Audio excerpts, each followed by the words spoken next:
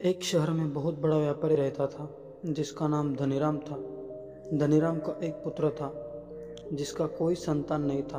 धनीराम को आप अपने घर में छोटे से बच्चे की किलकारी सुनने की तीव्र इच्छा थी। इसलिए धनीराम अपने पुत्र से कहने लगा कि मुझे कोई पोता ला दो। धनीराम इतने अमीर थे कि वहाँ पर उनके जैसा अमीर कोई नहीं था, लेकिन वह अपने घर के वारिस अपने पोते नहीं होने के कारण दुखी रहने लगे। भगवान ने आखिरकार धनीराम की बात सुन ली और उसके घर में एक सुंदर बालक ने जन्म लिया। धनीराम बहुत खुश हुआ और उसके पुत्र एवं पुत्रवधू भी बहुत खुश हुए। धनीराम इतना खुश था कि उसने अपने पूरे गांव में ऐलान कर दिया कि आज हमारे घर में संध्या के समय एक बड़ा भोजन का आयोजन रखा है। उस आयोजन में राजभोग होगा जिसमें सभी गांव वालों को आना है।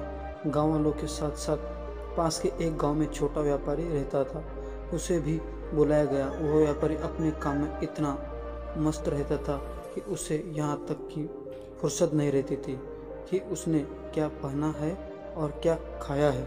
लेकिन वह व्यापारी धनीराम को बहुत मानता था। वह व्यापारी धनीराम के घर संध्याकालीन राजभोग करने के लिए चला गया। जब वह व्यापारी धनीराम के महल पहुंचा तो धनीराम ने उसे देखा। वह व्यापारी के कपड़े फटे हुए एवं गंदे थे। धनीराम ने कहा, मूर्ख, तुम्हें पता नहीं आज हमारे घर कितनी बड़ी खुशी है आई है और तुम कैसे भिखारी के जैसे आ गए। क्या तुम्हारे पास कोई ढंग का कपड़ा नहीं था? पहले जाओ और कुछ ढंग का कपड़ा पहनकर आओ, फिर यहाँ आना। धनीराम ने वह छोटे व्यापारी से ऐसा कहा।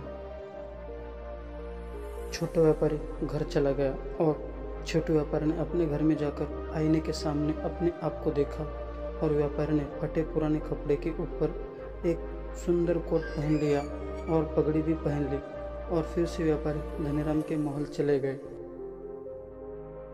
धनीराम ने महल जाकर व्यापारी ने खाने का प्लेट उठाया और उस प्लेट में उस व्यापारी ने थोड़ा सा भोजन लिया और अपनी कोट और पगड़ी को खिलाने लगा। ऐसा करने से उसके शर्ट और पगड़ी गंदे हो गए।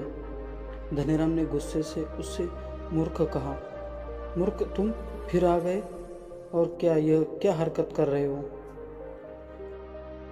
व्यापारी ने कहा, धनीराम जी, मैं कोट और पगड़ी को भोजन करा रहा हूँ।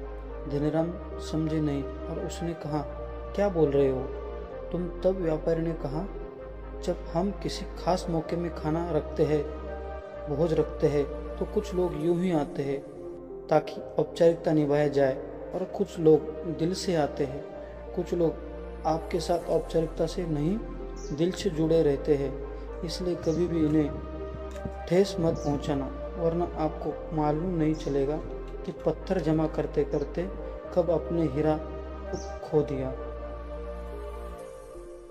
दोस्तों, अगला जिस स्थिति में है उसे एक्सेप्ट करना सीख लो। यही कहानी की सीख है। अगर वीडियो अच्छा लगे तो लाइक और सब्सक्राइब कर दीजिए। धन्यवाद।